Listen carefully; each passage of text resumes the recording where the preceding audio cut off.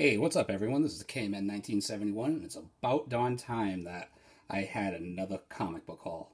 This time around, I'm going to be kicking it off a little bit differently. I am proud to announce that I have received my very first AOK from an awesome, newish YouTube community member named Hialeah Comics Bro.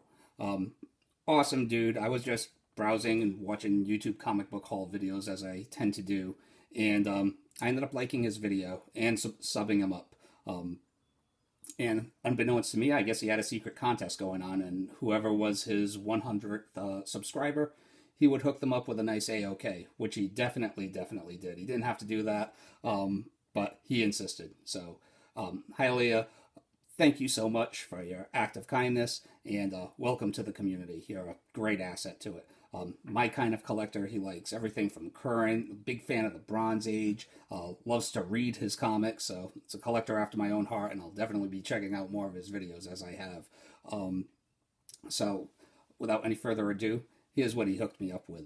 Thanos number 13, I think this is the second print, and it is autographed by Donny Cates, which is pretty awesome. And that would have been enough, but no.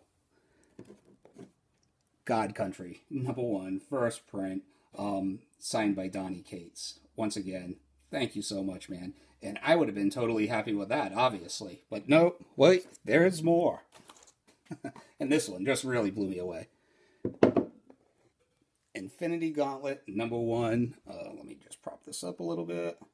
CGC 9.6, one of my all-time favorite storylines.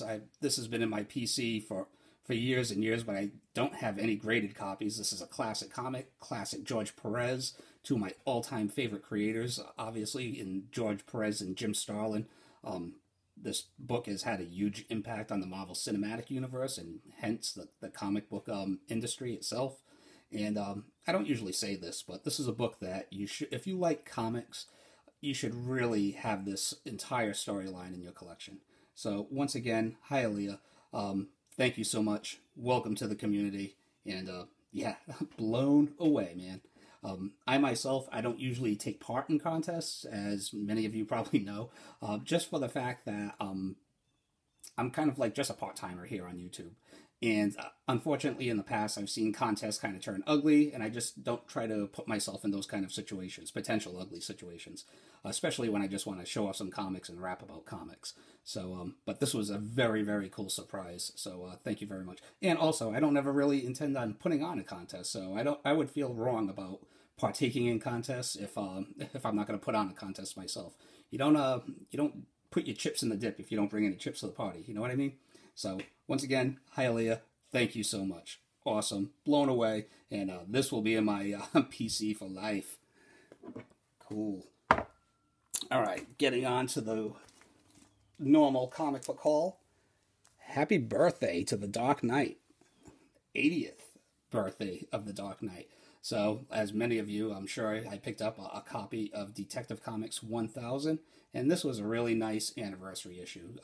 Great writers, great artists, a nice little teaser storyline for the Arkham Knight, finally, and this really rough cover by Frank Miller. But hey, Frank Miller's the guy that made me a Batman fan. Can't get enough Dark Knight covers, so had to pick this up.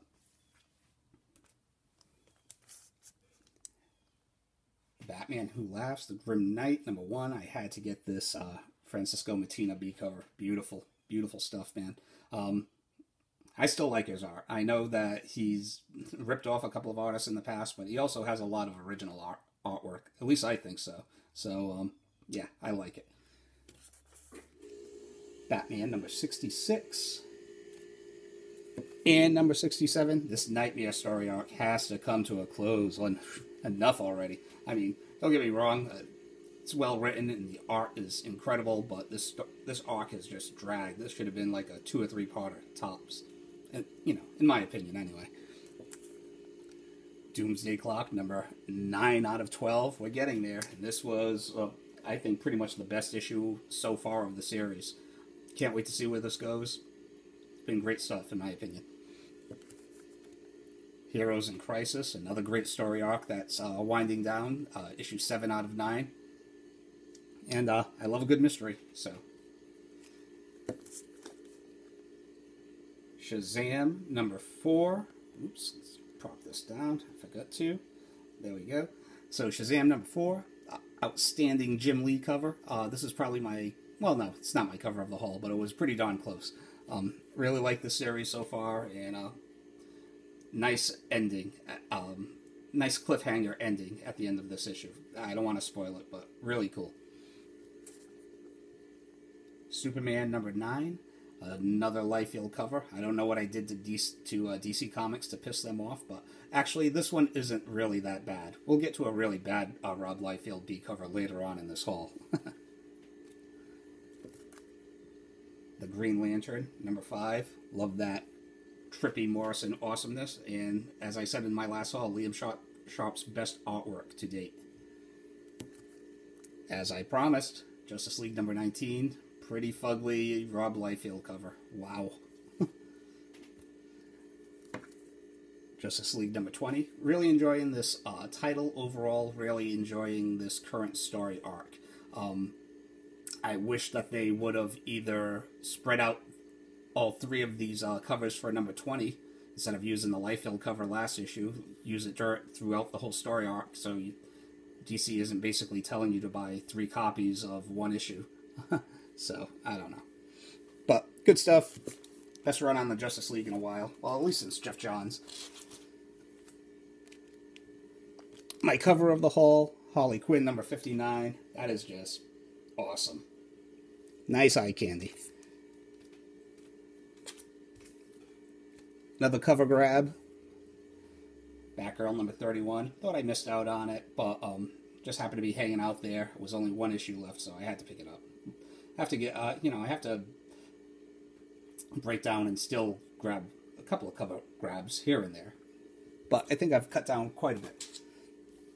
Alright, so I went back and I also picked up NAOMI number 1, the A cover. So I picked that up, as well as issue number 2 and issue number 3. Once again, I think this book is being a little overhyped, to be honest, but I dig a good mystery. It's only 6 issues, so I'm already halfway through, so I'll probably stick it out for the rest of this arc, just to see where it goes.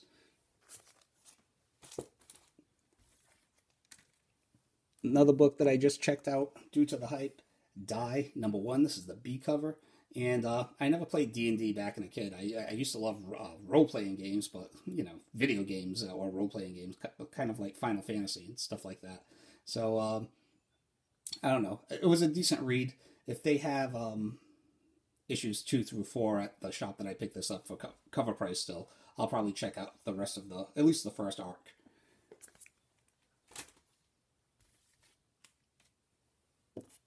Star Wars number 62. Cool cover, but the interior artwork was pretty bad on this issue. But luckily improved big time with issue number 63. Another really cool cover. Guardians of the Galaxy number 3. I mean, if you love the Marvel Cosmic and a wide array of Marvel Cosmic characters, you'll really dig this book. I know I do. Venom number 12. More Donny Cates goodness, and I had to pick up this Spider-Man vs. Venom. What is this, the B cover, maybe? I'm not sure. I had to get my Conan Avengers crossover. It's been hyped for forever, and this could have been really cheesy, but it turned out it wasn't that bad, at least so far. So here's issue number 6. And issue number 7, I missed out on his little cameo appearance at the end of issue 5. So the story arc doesn't seem all that bad. Immortal Hulk, number 15. I haven't read it as of yet because I had to break down and go to eBay and pick up issues number 6 and 7. Ugh. But I can't really complain. I got all the other issues for cover price. So I've read up to issue number 5 so far, so I am gnawing at the bit for issues number 6 and 7 to come in.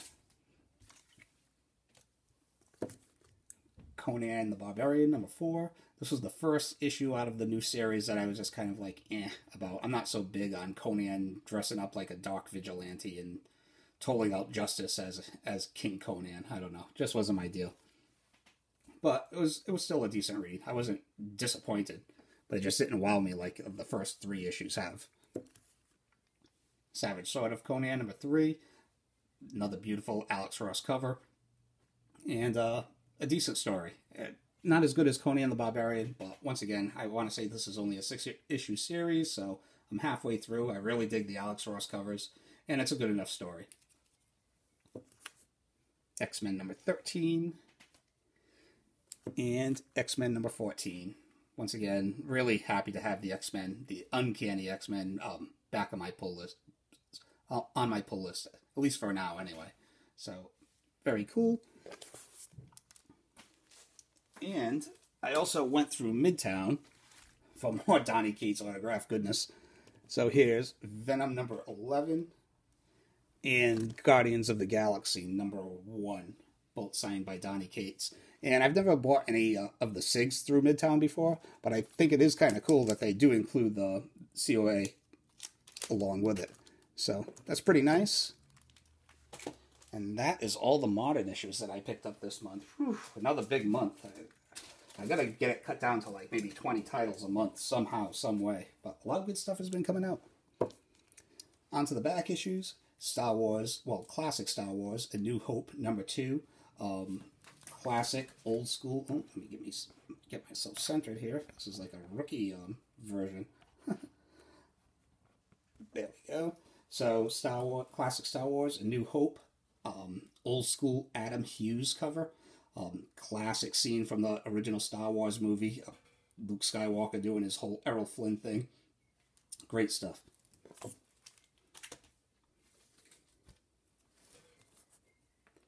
Hellboy Darkness Calls, number 1. As well as Hellboy Winter Special. I forget which year this is from. But that was just $1 at pickup. I've had a couple of... well, I haven't been doing any dollar binges from the Fringes video because I haven't really been hitting up the dollar bins that much. I've had a couple of dollar books lying around for one of those videos, but I just got sick of having them lie around, so I included a couple of them in this issue. In this haul. So, Hellboy Winter Special. Savage Dragon number 1, newsstand. And all these books, until I say otherwise, all range from $1 to $5. So, Incredible Hulk number 347, the first appearance of the Mr. Fix-It persona in the Hulk title. Batman Beyond number 1. This is the 1 in 25 variant. That's done by J.H. Williams III. A little current spec, Detective Comics number 585. This is the first appearance of the Rat Catcher, aka cannon fodder for the upcoming Suicide Squad movie. Doctor Strange number 32, the first full appearance of Nox, or as she's called now, Nyx, I guess, or I believe, in the current Avengers No Road Home storyline.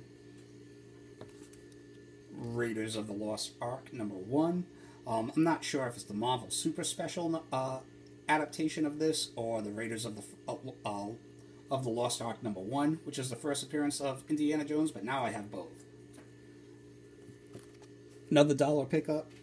What If number 17. What if Ghost Rider, Spider-Woman, and Captain Marvel all became villains? Nice little cool Bronze Age issue for $1 that I could not turn away. Here's a book that I've been wanting to get on the cheap for a while. Marvel 2-in-1 number 30. This is the second overall appearance of Spider-Woman.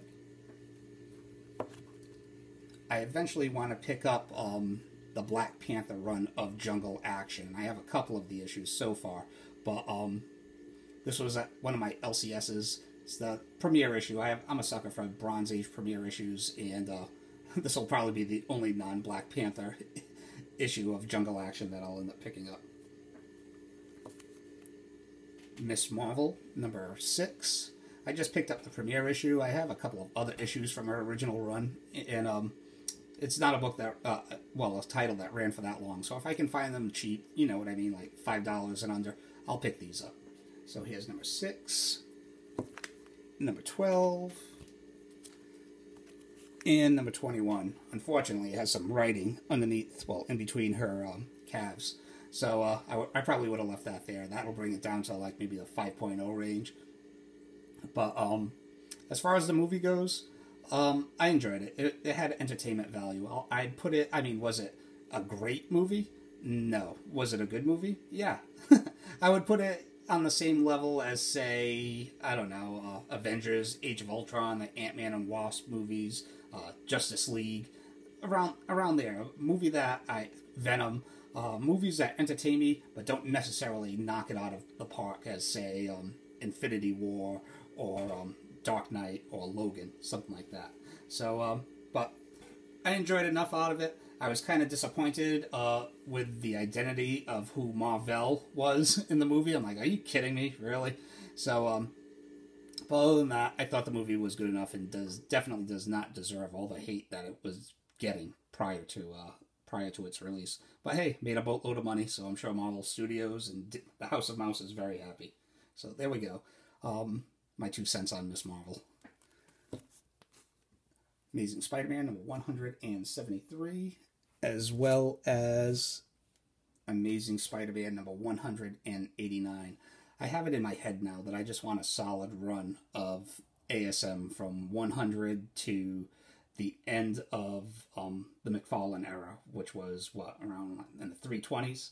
So, and right now I'm really trying to concentrate in that 100 to 200 issue range. So, good stuff.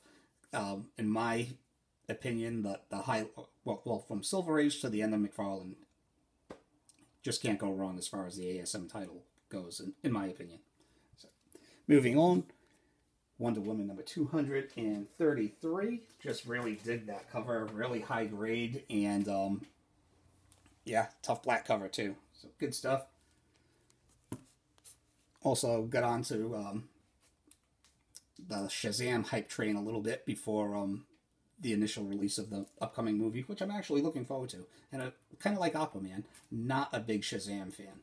So Shazam number 2, which is the first DC comic appearance of Mr. Mind, and I guess the first appearance of Mr. Mind since, I don't know, maybe the Golden Age? I'm not really sure. Number 3, with this classic old school pose going on. And I also picked up issue number 26, just because I just like this cover. Shazam smacking a T-Rex in front of the White House. So, good stuff. Not really into this series, though. This will probably be the last of this Bronze Age Shazam series that I pick up. Alright.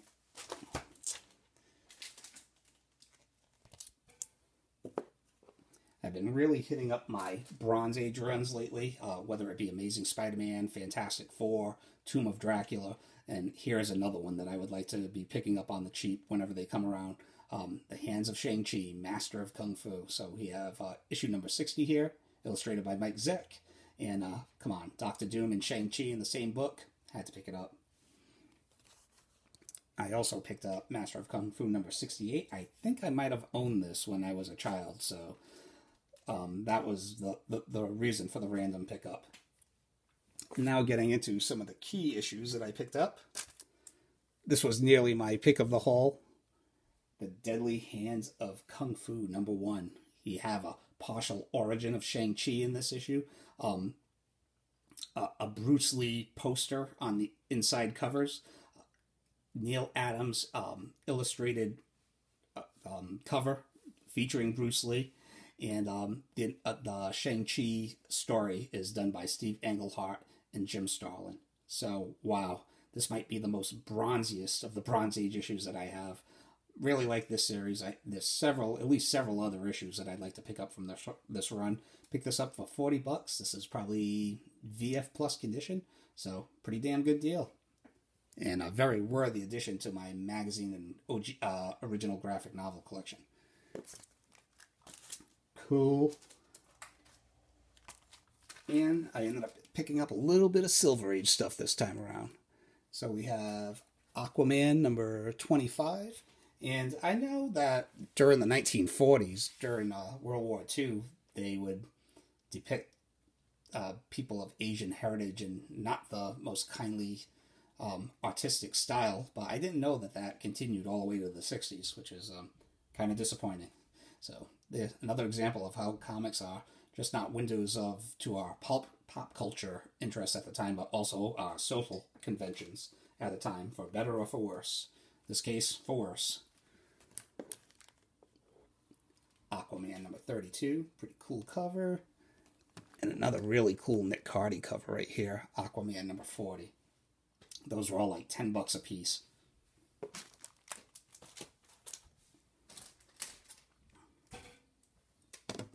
In honor of Batman's 80th birthday, I ended up picking up my current, newest, oldest Batman issue. This is Batman number 138 with the 10-cent price tag. I thought it was maybe a Golden Age issue, but it's not. I want to say that this book is from 1960, but right now it is my oldest Batman issue in my collection. Probably 5.0. I paid like, I don't know, like $60 for it. So I'm really happy with this pickup.